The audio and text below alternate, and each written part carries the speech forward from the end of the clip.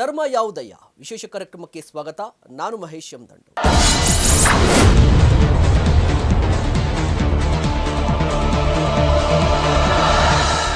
ವೀಕ್ಷಕರೇ, ಜಮ್ಮು ಕಾಶ್ಮೀರದ ಪಹಲ್ಗಾಮ್ನಲ್ಲಿ ಮತಾಂಧ ಉಗ್ರರು ನಡೆಸಿದಂಥ ಕುಕೃತ್ಯವನ್ನು ಇಡೀ ವಿಶ್ವವೇ ಖಂಡಿಸ್ತಾ ಇದೆ.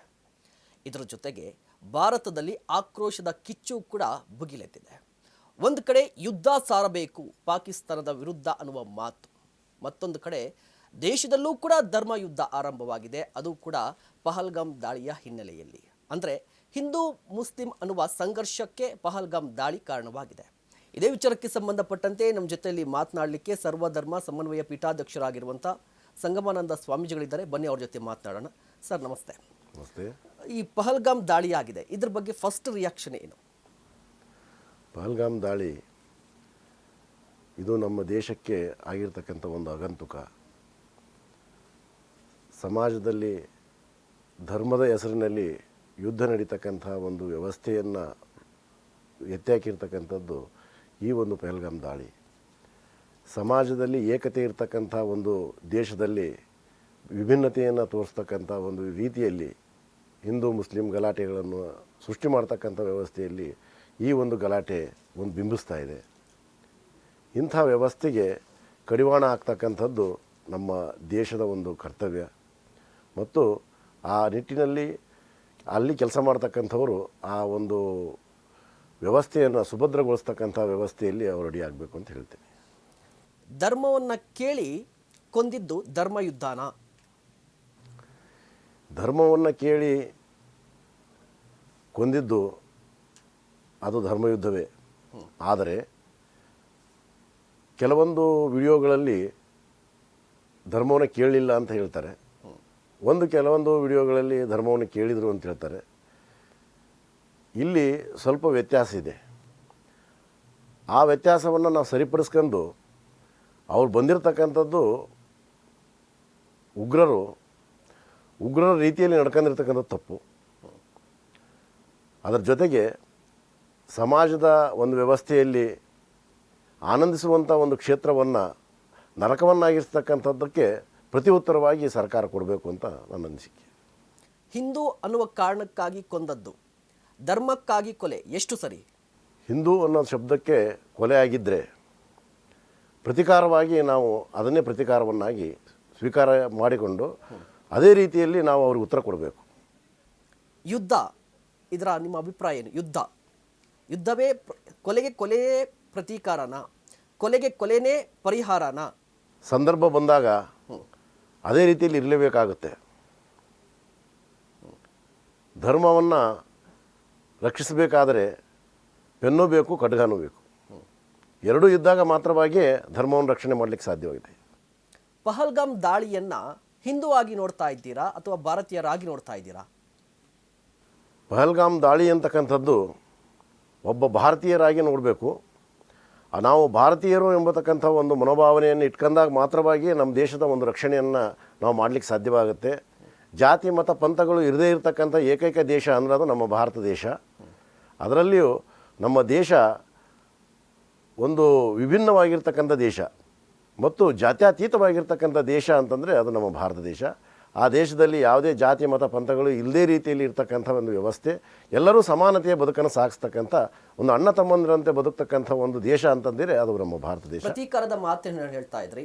ಪ್ರತೀಕಾರ ಅಂತ ಹೇಳಿದ್ರೆ ಯಾರು ಧರ್ಮದ ಅಮಲಿನಲ್ಲಿ ಕೊಲೆ ಮಾಡಿದ್ರು ಅವರ ವಿರುದ್ಧ ಪ್ರತೀಕಾರನ, ಅಥವಾ ಇಡೀ ಸಮುದಾಯದ ವಿರುದ್ಧ ಪ್ರತೀಕಾರನ, ಅಥವಾ ಪಾಕಿಸ್ತಾನದ ವಿರುದ್ಧ ಪ್ರತೀಕಾರನ?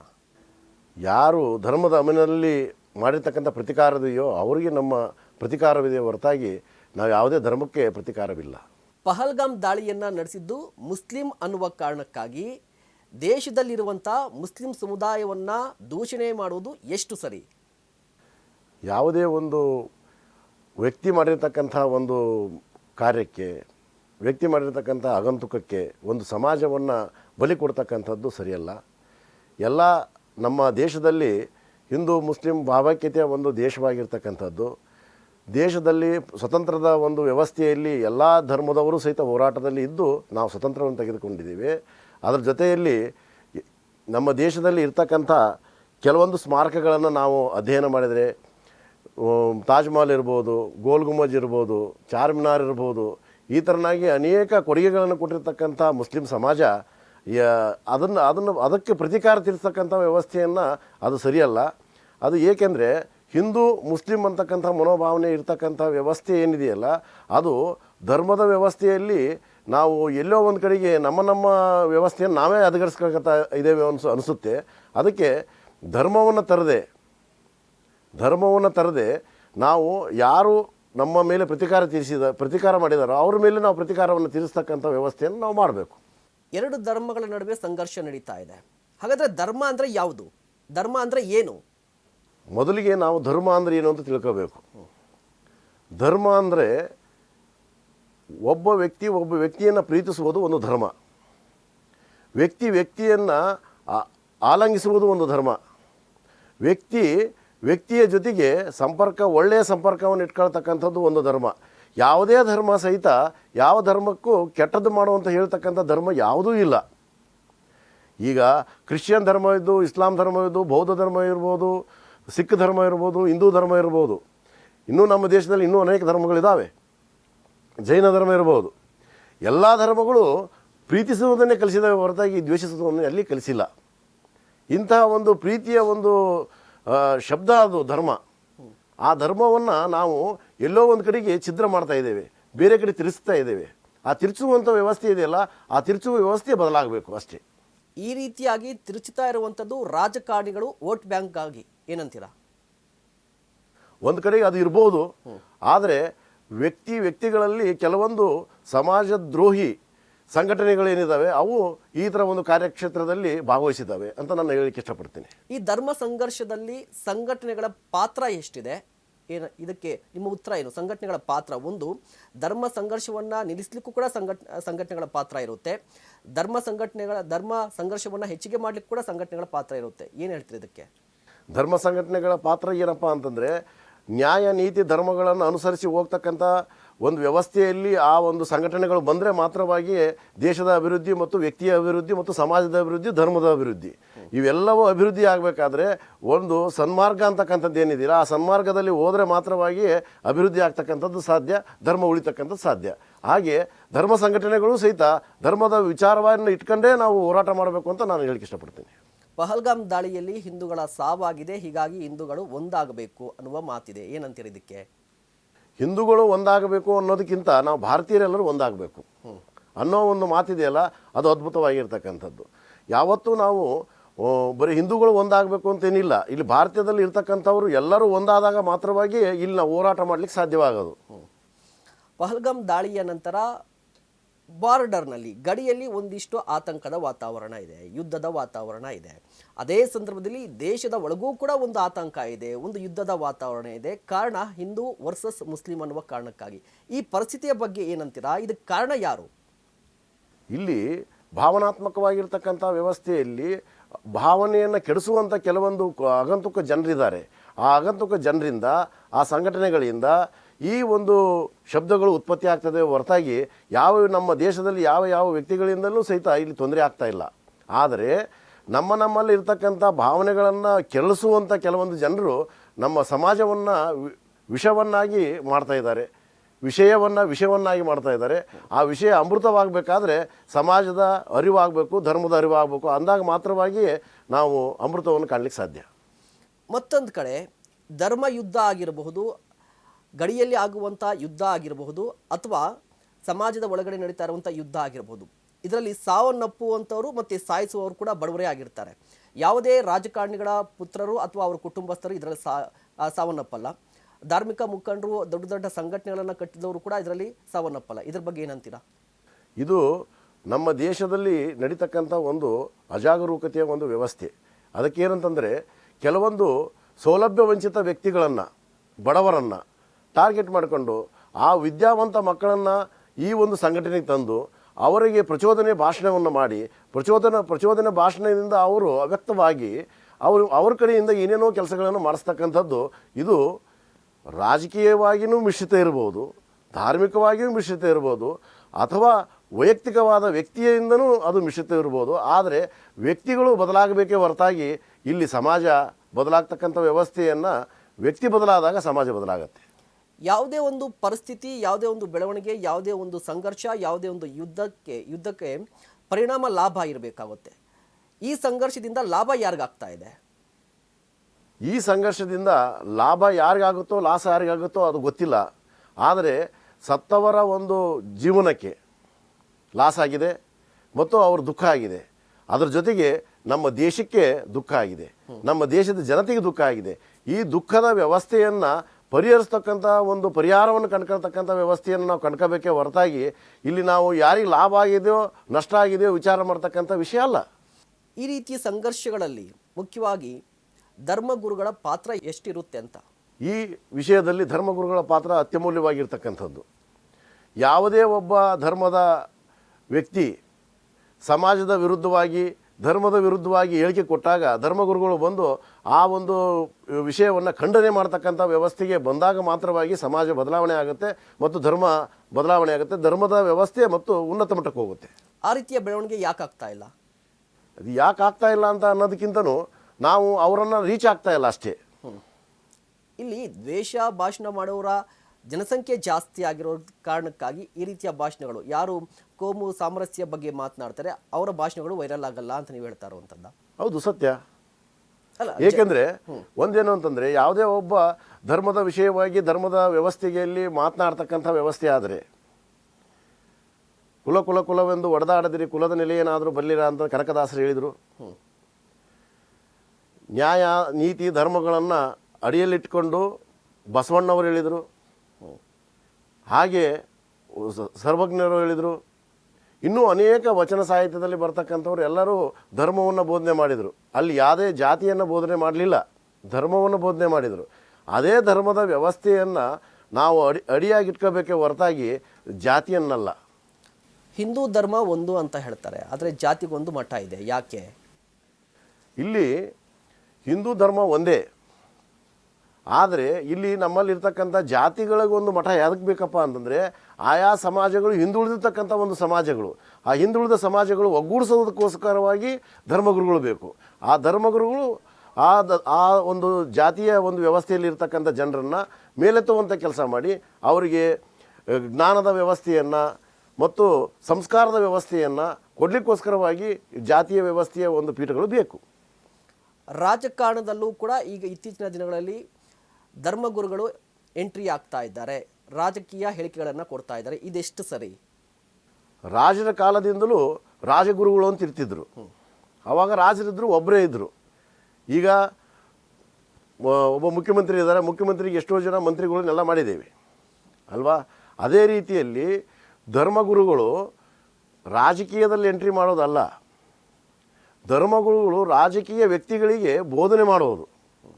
ಇದು ನೀವು ಅಲ್ಲಿ ನಮ್ಮನ್ನು ಧರ್ಮಗುರುಗಳ ವ್ಯವಸ್ಥೆಯನ್ನು ದಾರಿ ತಪ್ಪಿಸ್ತಕ್ಕಂಥ ಶಬ್ದವನ್ನು ಹೇಳ್ತಾ ಇದ್ದೀರಾ. ಆದರೆ ನಮ್ಮ ಧರ್ಮಗುರುಗಳು ರಾಜಕೀಯ ವ್ಯಕ್ತಿಗಳಿಗೆ ಧರ್ಮದ ಬೋಧನೆಯನ್ನು ಮಾಡ್ತಾ ಇದ್ದಾರೆ, ಧರ್ಮದ ವ್ಯವಸ್ಥೆಯಲ್ಲಿ ಬದುಕಲಿಕ್ಕೆ ಅವರಿಗೆ ದಾರಿ ತೋರಿಸ್ತಾ ಇದ್ದಾರೆ ಹೊರತಾಗಿ ಅವರು ರಾಜಕೀಯ ಬೋಧನೆ ಮಾಡ್ತಾ ಇಲ್ಲ. ರಾಜಕೀಯ ವ್ಯವಸ್ಥೆಯಲ್ಲಿ ಅವರಿಲ್ಲ, ರಾಜಕೀಯ ವ್ಯವಸ್ಥೆ ಧರ್ಮಗುರುಗಳ ಹತ್ರ ಬರ್ತಾ ಇದೆ ಅಷ್ಟೇ. ಹಿಂದೂ ಧರ್ಮದಲ್ಲಿ ಒಗ್ಗಟ್ಟಿಲ್ಲ ಅಂತ ಮಾತಿದೆ, ನಿಜಾನ? ಯಾಕೆ ಒಗ್ಗಟ್ಟಿಲ್ಲ? ಇದಕ್ಕೆ ರೀಸನ್ ಏನು? ಹಿಂದೂ ಧರ್ಮದಲ್ಲಿ ಒಗ್ಗಟ್ಟಿಲ್ಲ ಅಂತಕ್ಕಂಥ ಒಂದು ಶಬ್ದ ಯಾವಾಗಲೂ ಕೇಳಿ ಬರ್ತಾ ಇದೆ. ಆದರೆ ಇಲ್ಲಿ ಏನಂತಂದರೆ ಒಂದೇ ಧರ್ಮ ಇಲ್ಲ. ಹಿಂದೂ ಧರ್ಮದಲ್ಲಿ ಅನೇಕ ಧರ್ಮಗಳಿದ್ದಾವೆ, ಅನೇಕ ಜಾತಿಗಳಿದ್ದಾವೆ. ಆ ಜಾತಿ ವ್ಯವಸ್ಥೆಯು ಒಂದೊಂದು ಜಾತಿಯ ವ್ಯವಸ್ಥೆಯ ಒಂದು ರೂಢಿ ಬೇರೆ ಬೇರೆ ಇದೆ ಮತ್ತು ಅವ್ರ ಸಂಸ್ಕಾರಗಳು ಬೇರೆ ಬೇರೆ ಇದ್ದಾವೆ. ಆ ಸಂಸ್ಕಾರಗಳು ಬೇರೆ ಬೇರೆ ಇರೋದರಿಂದ ಒಗ್ಗಟ್ಟು ಆಗ್ತಾ ಇಲ್ಲ ಅಂತ ನನ್ನ ಅಭಿಪ್ರಾಯ. ಎಕ್ಸಾಂಪಲ್ ಕೊಡೋದಾದರೆ, ಮುಸ್ಲಿಂ ಸಮುದಾಯಕ್ಕೆ ಬಂದರೆ ಮುಸ್ಲಿಂ ಸಮುದಾಯದಲ್ಲಿ ಇರುವಂಥ ಒಗ್ಗಟ್ಟು ಹಿಂದೂ ಸಮುದಾಯದಲ್ಲಿ ಇಲ್ಲ. ಎಲ್ಲಿ ಹಿಂದೂಗಳು ಎಡುತ್ತಾ ಇದ್ದಾರೆ? ಎಲ್ಲಿ ಧರ್ಮ ಅಂತಕ್ಕಂಥ ವ್ಯವಸ್ಥೆಯಲ್ಲಿ ಏಕತೆ ಬರೋದಿಲ್ವೋ ಅಲ್ಲಿ ಆ ಧರ್ಮ ಬೆಳೀಲಿಕ್ಕೆ ಸಾಧ್ಯ ಇಲ್ಲ. ಏಕೆಂದರೆ ಇಸ್ಲಾಂ ಧರ್ಮದಲ್ಲಿ ಹೇಗಿದೆ ಅಂದರೆ, ಒಬ್ಬ ವ್ಯಕ್ತಿ ನಮಾಜಿಗೆ ಹೋದರೆ ಆ ನಮಾಜ್ ಮಾಡ್ತಕ್ಕಂಥ ವ್ಯಕ್ತಿ ಯಾರೇ ಇರ್ಬೋದು, ಅವನು ಮುಂದೆ ಹೋದ ಅಂದರೆ ಅವನು ಮುಂದೆ ಇರಬೇಕು, ಹಿಂದಿದ್ದ ಅಂದರೆ ಹಿಂದೆ ಇರಬೇಕು. ಯಾವುದೇ ಶ್ರೀಮಂತ ವ್ಯಕ್ತಿ ಬಂದರೂ ಸಹಿತ ಅವನು ಹಿಂದೆ ಮಾಡಬೇಕು. ಆ ಒಂದು ವ್ಯವಸ್ಥೆ ಆ ಧರ್ಮದಲ್ಲಿದೆ. ಆಮೇಲೆ ಸಮಾನತೆ ವ್ಯವಸ್ಥೆ ಆ ಧರ್ಮದಲ್ಲಿದೆ. ಆದರೆ ಹಿಂದೂ ಧರ್ಮದಲ್ಲಿ ಕೆಲವೊಂದು ವಿಷಯಗಳಲ್ಲಿ ಇವರು ಮುಂದೆ ಬರಬೇಕು, ಇವರು ಇರಬೇಕು ಅಂತ ದೊಡ್ಡ ದೊಡ್ಡವ್ರನ್ನ ಮಾತ್ರವಾಗಿ ಮುಂದೆ ತರ್ತಕ್ಕಂಥದ್ದು, ದಲಿತ ವರ್ಗದವ್ರನ್ನ ಮತ್ತು ಹಿಂದುಳಿದಿರ್ತಕ್ಕಂಥವ್ರನ್ನ ಅವ್ರನ್ನ ಹಿಂಸರಿಸ್ತಕ್ಕಂಥ ವ್ಯವಸ್ಥೆಯಲ್ಲಿ ಮೊನ್ನೆ ನೋಡಿದ್ದೀರ. ದೇವಸ್ಥಾನದ ಒಂದು ಪ್ರವೇಶ ಇಲ್ಲ ಅಂತ ಗಲಾಟೆ ಆಯಿತು, ಮತ್ತೆ ಪ್ರವೇಶ ಸಿಕ್ತು, ಹೋದರು ಬಂದರು. ಇದೇ ಥರನಾಗಿ ನಮ್ಮ ಧರ್ಮದಲ್ಲಿ ನಮಗೆ ಒಗ್ಗಟ್ಟು ಮನೋಭಾವನೆ ಸಮಾನತೆ ಇಲ್ಲದೇ ಇದ್ದಾಗ ಅಲ್ಲಿ ನಾವು ಒಗ್ಗಟ್ಟನ್ನು ಕಾಣಲಿಕ್ಕೆ ಸಾಧ್ಯ ಇಲ್ಲ. ಹಾಗಾದರೆ ಇದಕ್ಕೆ ಪರಿಹಾರ ಏನು? ಬ್ರೇಕ್ ಬೀಳೋದು ಯಾವಾಗ? ಹಿಂದೂ ಒಂದಾಗೋದು ಯಾವಾಗ? ಧರ್ಮದ ವ್ಯವಸ್ಥೆಯಲ್ಲಿ ನಾವು ಧರ್ಮದ ವ್ಯವಸ್ಥೆಯಲ್ಲಿ ಜಾತಿಯ ವ್ಯವಸ್ಥೆಯಲ್ಲಿ ಏಕತೆ ಬಂದಾಗ ಮಾತ್ರವಾಗಿ ನಮ್ಮ ಸಮಾಜ ಮತ್ತು ನಮ್ಮ ಹಿಂದೂ ಧರ್ಮ ಏಕತವಾಗಿ ಕಾಣ್ತಕ್ಕಂಥ ಒಂದು ನಾವು ನಿಟ್ಟನ್ನು ನಾವು ಕಾಣಲಿಕ್ಕೆ ಸಾಧ್ಯ ಆಗುತ್ತೆ. ಆದರೆ ಇಲ್ಲಿ ಜಾತಿ ವ್ಯವಸ್ಥೆಗಳ ಬದಲಾವಣೆ ಮತ್ತು ತಾರತಮ್ಯಗಳ ಬದಲಾವಣೆ, ಅಸ್ಪೃಶ್ಯತೆ ಇವೆಲ್ಲವೂ ನಿವಾರಣೆ ಆದಾಗ ಹಿಂದೂ ಧರ್ಮ ಒಂದು ಒಗ್ಗಟ್ಟಾಗಿ ಕಾಣಲಿಕ್ಕೆ ಸಾಧ್ಯ. ಹಿಂದೂ ಧರ್ಮದಲ್ಲಿರುವಂಥ ಅಸಮಾನತೆಯ ಕಾರಣಕ್ಕಾಗಿ ಒಗ್ಗಟ್ಟು ಕಾಣಿಸ್ತಾ ಇಲ್ಲ, ಇದು ಎಷ್ಟು ಸತ್ಯ? ಅಸಮಾನತೆ ಅನ್ನೋದಕ್ಕಿಂತ ಅಸ್ಪೃಶ್ಯತೆ ಅನ್ನೋದಿದೆಯಲ್ಲ, ಅದು ಹೋಗಲಾಡಬೇಕು. ಆ ಅಸ್ಪೃಶ್ಯತೆ ಹೋಗಲಾಡಿದಾಗ ಮಾತ್ರವಾಗಿಯೇ ನಮ್ಮಲ್ಲಿ ನಾವು ಈ ಒಂದು ಒಗ್ಗಟ್ಟನ್ನು ಹಿಂದೂ ಧರ್ಮದಲ್ಲಿ ಒಗ್ಗಟ್ಟನ್ನು ಕಾಣಲಿಕ್ಕೆ ಸಾಧ್ಯ ಆಗುತ್ತೆ. ಜಾತಿಗೊಂದು ಮಠ ಇದೆ, ಅಸ್ಪೃಶ್ಯತೆಯನ್ನು ಯಾಕೆ ಹೋಗಲಾಡ್ಲಿಕ್ಕೆ ಸಾಧ್ಯ ಆಗ್ತಾ ಇಲ್ಲ? ಜಾತಿಗೊಂದು ಮಠ ಇದ್ದರೆ ಜಾತಿಯ ಮಠಗಳು ಯಾಕಿದಾವೆ ಅಂದರೆ ಆಯಾ ಜಾತಿಯಲ್ಲಿರ್ತಕ್ಕಂಥ ಬಡವರನ್ನು ಅವಿದ್ಯಾವಂತರನ್ನು ವಿದ್ಯಾವಂತರನ್ನಾಗಿ ಮಾಡಲಿಕ್ಕೆ ಶ್ರಮಿಸ್ತಕ್ಕಂಥ ಒಂದು ಕೇಂದ್ರ ಅದು. ಹಾಗಾದರೆ ಈಗಿರುವಂಥದ್ದು ಜಾತಿ ಗುರುಗಳು, ಧರ್ಮಗುರುಗಳು? ಜಾತಿಯ ಗುರುಗಳು ಮಾಡಿರ್ತಕ್ಕಂಥದ್ದು ಜಾತಿಯ ಗುರುಗಳನ್ನಾಗಿ ಮಾಡಿದ್ದಾರೆ. ಆದರೆ ಎಲ್ಲರೂ ಕಾವಿ ತೊಟ್ಟವರೆಲ್ಲರೂ ಧರ್ಮಗುರುಗಳೇ. ಪಾಕಿಸ್ತಾನದ ವಿರುದ್ಧ ಯುದ್ಧವನ್ನು ಘೋಷಣೆ ಮಾಡಬೇಕು, ಯುದ್ಧ ಪರಿಹಾರ ಆಗುತ್ತಾ? ಇಲ್ಲಿ ಪ್ರತೀಕಾರ ಅಂತ ಬಂದಾಗ ಯುದ್ಧ ಅನಿವಾರ್ಯವಾಗುತ್ತೆ. ಏಕೆಂದರೆ ಪ್ರತಿ ದಾಳಿಗಳನ್ನು ನಾವು ಅನುಭವಿಸ್ತಾ ಇದ್ದರೆ ಮತ್ತೆ ಪ್ರತಿ ದಾಳಿಗಳಾಗ್ತಾ ಇರ್ತವೆ. ಪ್ರತಿ ದಾಳಿ ಮಾಡದೇ ಇದ್ದಾಗ ಮತ್ತೆ ನಾವು ಎಲ್ಲೋ ಒಂದು ಕಡೆಗೆ ನಮ್ಮ ದೇಶವನ್ನು ಒಂದು ಕಡೆ ಭಾಗವನ್ನು ಕಳ್ಕೊಂತೀವಿ ಅಂತ ಅನಿಸುತ್ತೆ. ಅದಕ್ಕೆ ಪ್ರತೀಕಾರಕ್ಕೆ ಉತ್ತರ. ಪ್ರತೀಕಾರನೇ ಉತ್ತರ. ಆದರೆ ಈಗಾಗಲೇ ರಷ್ಯಾ ಉಕ್ರೇನ್ ಯುದ್ಧ ನಡೀತಾ ಇದೆ, 3 ವರ್ಷ ಆಗಿದೆ. ಬಲಿಷ್ಠವಾಗಿರುವಂಥ ರಷ್ಯಾ ಕೈಯಲ್ಲೇ ಉಕ್ರೇನನ್ನು ಸೋಲಿಸಲಿಕ್ಕೆ ಸಾಧ್ಯವಾಗ್ತಾ ಇಲ್ಲ. ಇಂತಹ ಸಂದರ್ಭದಲ್ಲಿ ನರೇಂದ್ರ ಮೋದಿಯವರು ಒಂದು ಮಾತನ್ನು ಹೇಳಿದರು, ರಷ್ಯಾ ಉಕ್ರೇನ್ ಯುದ್ಧವನ್ನು ನಿಲ್ಲಿಸಬೇಕಾಗುತ್ತೆ ಅಂತ ಹೇಳಿ. ಅಂದರೆ ಶಾಂತಿಯ ಮಂತ್ರವನ್ನು ಜಪಿಸಿದಂಥ ನರೇಂದ್ರ ಮೋದಿಯವರು ಈಗ ಯುದ್ಧವನ್ನು ಸಾರೋದು ಎಷ್ಟು ಸರಿ? ನರೇಂದ್ರ ಮೋದಿಯವರು ಯುದ್ಧವನ್ನು ಸಾರಿರ್ತಕ್ಕಂಥದ್ದು ನಮ್ಮ ಭಾರತದ ಒಂದು ಒಳಿತಿಗಾಗಿ, ದೇಶದ ಒಳಿತಿಗಾಗಿ ಮತ್ತು ದೇಶದಲ್ಲಿರ್ತಕ್ಕಂಥ ಧರ್ಮದ ಒಳಿತಿಗಾಗಿ.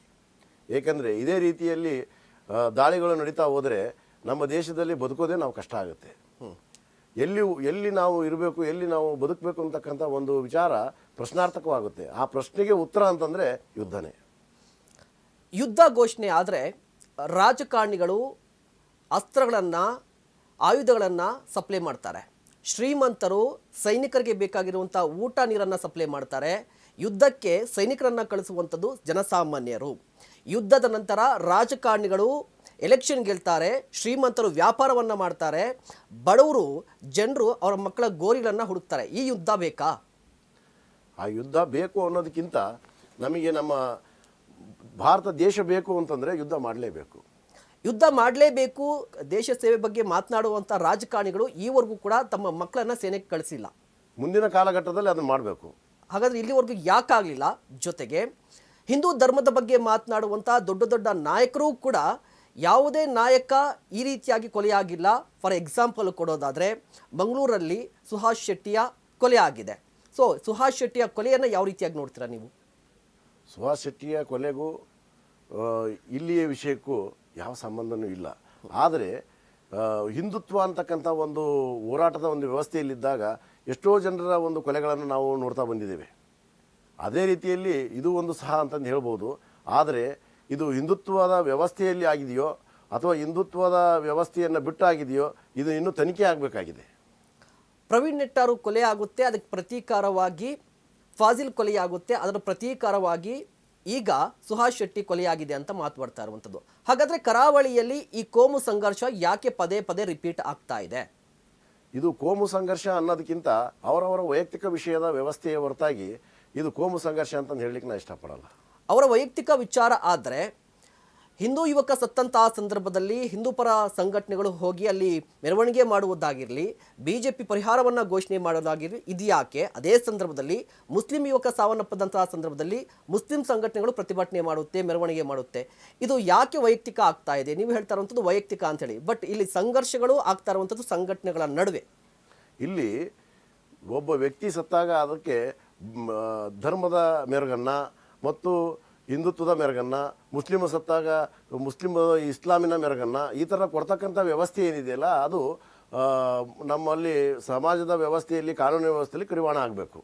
ಯಾವಾಗ ಪರಿಪೂರ್ಣವಾದ ಒಂದು ನಿಲುವು ಸಿಗ್ತದೋ ಆವಾಗ ಅದು ಪ್ರಚಾರಕ್ಕೆ ಬರಬೇಕೇ ಹೊರತಾಗಿ ಅದು ಯಾವುದೇ ನಿಲುವು ಇಲ್ಲದೇ ರೀತಿಯಲ್ಲಿ ನಾವೇ ಪ್ರಚಾರ ಮಾಡ್ತಕ್ಕಂಥದ್ದು ಅದು ಅಷ್ಟು ಸರಿಯಲ್ಲ.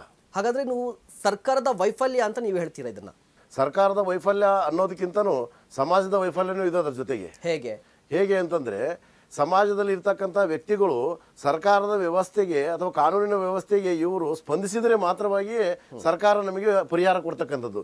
ಇವರು ಸ್ಪಂದಿಸದೇ ಇದ್ದಾಗ ಸರ್ಕಾರ ಹೇಗೆ ನಮಗೆ ಪರಿಹಾರವನ್ನು ಕೊಡ್ತದೆ? ಕಾನೂನು ಹೇಗೆ ಪರಿಹಾರ ಕೊಡ್ತದೆ? ಹಾಗೆ ನಾವು ಆ ಕಾನೂನಿಗೆ ಸ್ಪಂದಿಸಿದರೆ ಮಾತ್ರವಾಗಿಯೇ ನಮಗೆ ಪರಿಹಾರ ಸಿಗ್ತಕ್ಕಂಥದ್ದು. ಹಾಗಾದ್ರೆ ಈ ರೀತಿಯ ಕೊಲೆಗಳು ಯಾರೆಲ್ಲ ಮಾಡ್ತಾ ಇದ್ದಾರೆ ಅವ್ರಿಗೆ ಕಾನೂನಿನ ಅರಿವಿಲ್ವಾ ಅಂತ ಅರ್ಥನಾ? ಇದರ ಜೊತೆಗೆ ನಿನ್ನೆ ಸುಹಾಸ್ ಶೆಟ್ಟಿ ಅವರ ಸಾವಿಗೆ ಬಿಜೆಪಿ 25 ಲಕ್ಷ ರೂಪಾಯಿ ಪರಿಹಾರವನ್ನು ಘೋಷಣೆ ಮಾಡಿದೆ.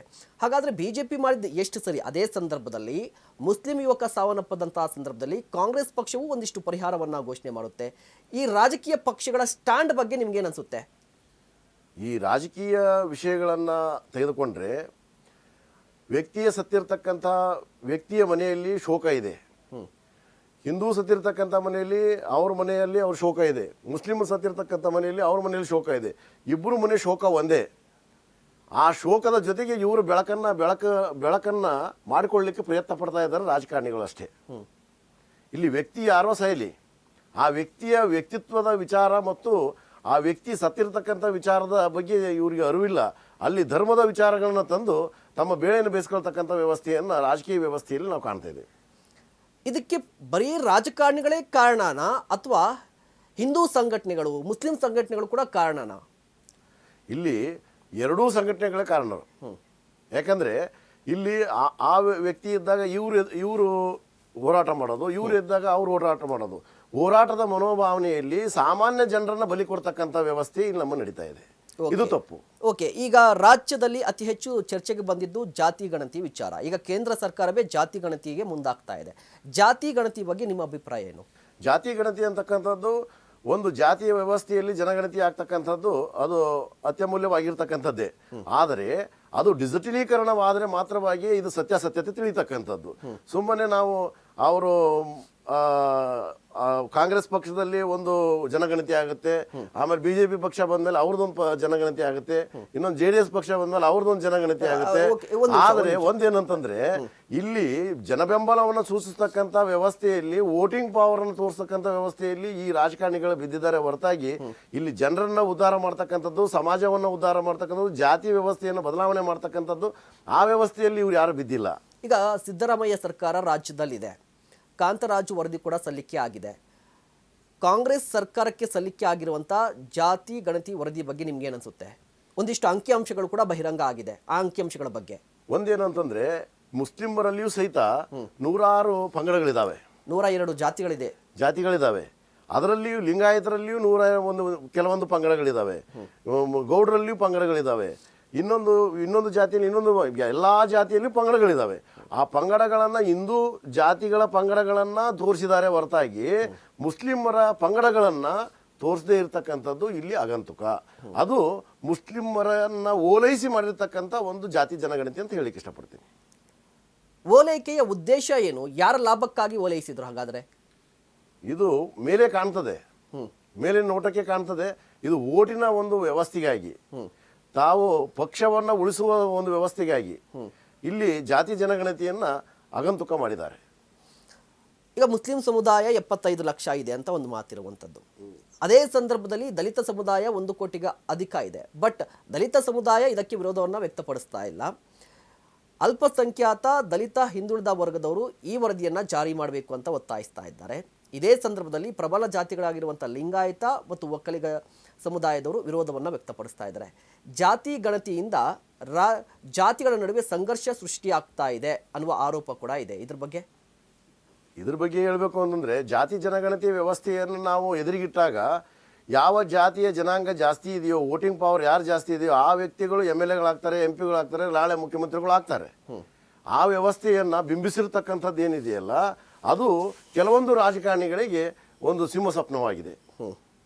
ಅಲ್ಲ, ಜಾತಿ ಗಣತಿಗೆ ಈಗ ಕಾಂಗ್ರೆಸ್ ಪಕ್ಷ ನಡೆಸಿರುವಂಥ ಜಾತಿ ಗಣತಿ ರಾಜ್ಯದಲ್ಲಿರುವಂಥದ್ದು. ಈ ಸಂದರ್ಭದಲ್ಲಿ ರಾಜ್ಯದಲ್ಲಿ ಒಂದಿಷ್ಟು BJP ನಾಯಕರು ವಿರೋಧವನ್ನು ವ್ಯಕ್ತಪಡಿಸ್ತಾ ಇದ್ರು. ಬಟ್ ಕೇಂದ್ರ ಸರ್ಕಾರ ಈಗ ಜಾತಿ ಗಣತಿಗೆ ಮುಂದಾಗ್ತಾ ಇದೆ, ಈಗ ಸ್ವಾಗತ ಮಾಡ್ತಾ ಇದ್ದಾರೆ. BJPಯದ್ದು ಡಬಲ್ ಸ್ಟ್ಯಾಂಡ್ ಅಂತ ನಿಮ್ಗೆ ಅನಿಸ್ತಾ ಇಲ್ವಾ? ಅದು ಸ್ಟ್ಯಾಂಡ್ ಅಂತ ಅನ್ನೋದಕ್ಕಿಂತ ಅದನ್ನು ಈ ಡಿಜಿಟಲೀಕರಣವಾಗಿ ಜಾತಿ ಜನಗಣತಿ ಮಾಡಿದರೆ ಅದು ಪರಿಪೂರ್ಣವಾಗಿ ಏನು ಸತ್ಯಾಸತ್ಯತೆ ತಿಳಿತದೆ. ಮತ್ತೊಂದು ಕಡೆ ಹಿಂದೂ ಸಂಘಟನೆಗಳು ಮತ್ತು ಹಿಂದೂ ಧರ್ಮಗುರುಗಳು ಒಂದಿಷ್ಟು ಪೀಠಾಧ್ಯಕ್ಷರು ಕೂಡ ಜಾತಿ ಗಣತಿ ಮಾಡಬಾರ್ದು ಅಂತ ಈ ಹಿಂದೆ ಹೇಳಿದರು. ಆ ಒಪಿನಿಯನ್ ಬಗ್ಗೆ ನಿಮ್ಗೆ ಏನು ಅನಿಸುತ್ತೆ? ಜಾತಿ ಗಣತಿ ಮಾಡಬೇಕೋ ಮಾಡಬಾರ್ದು? ಜಾತಿ ಗಣತಿಯಿಂದ ಹಿಂದೂ ಧರ್ಮ ಪೀಸ್ ಆಗುತ್ತೆ ಅನ್ನುವ ಆರೋಪ. ಜಾತಿ ಗಣತಿ ಆಗೋದ್ರಿಂದ ಸಮಾಜದಲ್ಲಿ ಇರ್ತಕ್ಕಂಥ ಸಮಾಜದ ಜನರು ಎಷ್ಟು ಜನ ಇದ್ದಾರೆ, ನಮಗೆ ನಮ್ಮ ಸಮಾಜ ಎಷ್ಟಿದೆ ಅಂತ ನಮ್ಗೆ ಗೊತ್ತಾಗುತ್ತೆ. ಅದರ ಜೊತೆಗೆ ಎಲ್ಲಿ ನಾವು ಯಾವ ಸಮಾಜದ ಒಂದು ವ್ಯವಸ್ಥೆಯ ವೋಟಿಂಗ್ ಪವರ್ಗಳು ಏನಿದಾವೆ ಅವು ತಿಳಿತದೆ. ಅದರಿಂದ ರಾಜಕೀಯ ವ್ಯವಸ್ಥೆಗೆ ಅದು ಅಡಿಯಾಗುತ್ತೆ ಹೊರತಾಗಿ ಸಮಾಜದ ವ್ಯವಸ್ಥೆಯಲ್ಲಿ ಸಮಾಜದ ಬದುಕನ್ನು ಕಟ್ಕೊಳ್ತಕ್ಕಂಥ ಸಮಾಜದಲ್ಲಿ ಇರ್ತಕ್ಕಂಥ ವ್ಯಕ್ತಿಗಳಿಗೆ ಏನು ಉಪಯೋಗ ಬರಲ್ಲ. ಜಾತಿ ಗಣತಿಯಿಂದ ರಾಜಕೀಯ ಲಾಭ ಮಾತ್ರ ಇದೆ ಅಂತ ನೀವು ಹೇಳ್ತಾ ಇರೋದಾ?